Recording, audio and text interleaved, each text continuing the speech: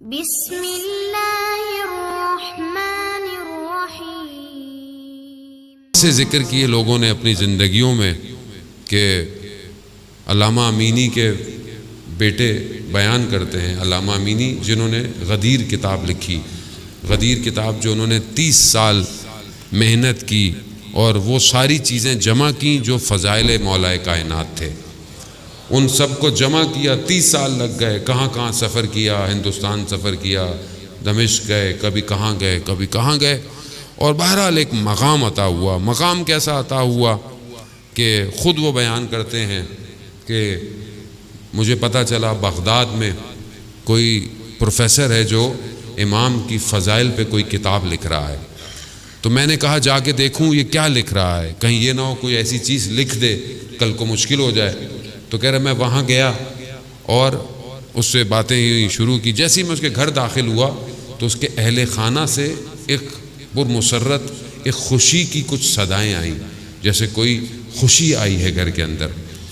جب میں گھر گیا میں نے اس سے پوچھا کیا تم لکھ رہے ہو؟ کہہ رہے کیا؟ میں نے کہا مناقب امام علی کیا لکھ رہے ہو، فضائل کیا لکھ رہے ہو؟ تو کہا یہ کیا ہوتا ہے؟ کہا مثلاً حق مال علی و علی مال حق، علی حق کے کہا کہ علی حق کے ساتھ ہے اور حق علی کے ساتھ ہے۔ تو کہا تو وہ کہتا ہے یہ کوئی فضائل تو نہیں ہوئے، یہ تو حضرت عمار کے لیے بھی ہیں، عمار مال حق و حق المال عمار۔ تم علامہ کہتے ہیں کہ آپ نے صحیح فرمایا کہ یہ حضرت عمار کے لیے بھی ہیں، لیکن اگلا حصہ دونوں کا مختلف ہے۔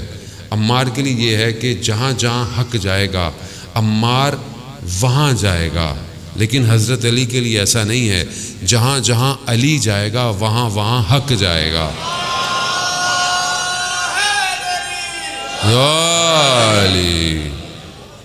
یعنی جب کہا میں نے گفتگو کی تو وہ پروفیسر کھڑا ہو گیا۔ میں نے کہا کھڑے کیوں؟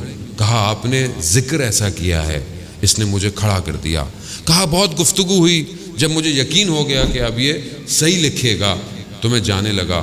جب میں نکلنے لگا تو میں نے کہا کہ جب میں آپ کے گھر آیا تھا تو آپ کے اہل خانہ سے کوئی خوشی کی آواز آئی تھی، تو یہ خوشی کیسی تھی؟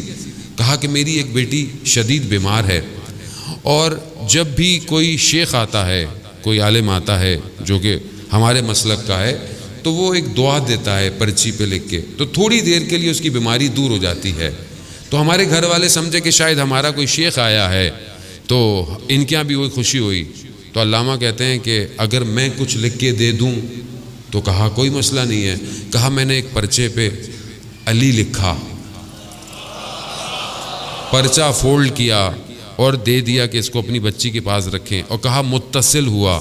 کہا مولا اگر ٹھیک نہیں ہوئی تو کھول کے دیکھیں گے کیا لکھا تھا۔ تو کہا پھر پتہ چلا کہ اس کی بیماری ہمیشہ ہی کے لیے ختم ہو گئی۔ وجہ معرفت، علم ہم بھی رکھتے ہیں مگر یقین نہیں رکھتے۔ جنہیں یقین تھا وہ ان منزلوں پہ کہاں پہنچے۔ ان کا بیٹا کہتا ہے میں نے خواب دیکھا والد کے انتقال کے بعد کہ روز قیامت ہے اور لوگ صف میں کھڑے ہوئے ہیں اور مولا کائنات جو ہے وہ جام کوثر پہ لا رہے ہیں ظرف سے۔ کیسے جیسی میرے بابا کی باری آئی مولا نے وہ برتن رکھ دیا اور اپنے ہاتھوں میں کوثر کو اٹھایا اور کہا امینی تم نے دنیا میں میرے چہرے کو روشن کیا ہے، ہم اس عالم میں تمہارے چہرے کو روشن کریں گے۔ خوب یہ کیسے ہو گیا؟ کیونکہ جب ذکر کیا اس کا جس کا خدا ذکر کرتا ہے تو پھر انسان خود ایک مقام پہ پہنچ جاتا ہے۔ عزیزان محترم، ہمیں بھی اپنی زندگی میں ذکر کو اس مقام پہ پہنچانا ہے۔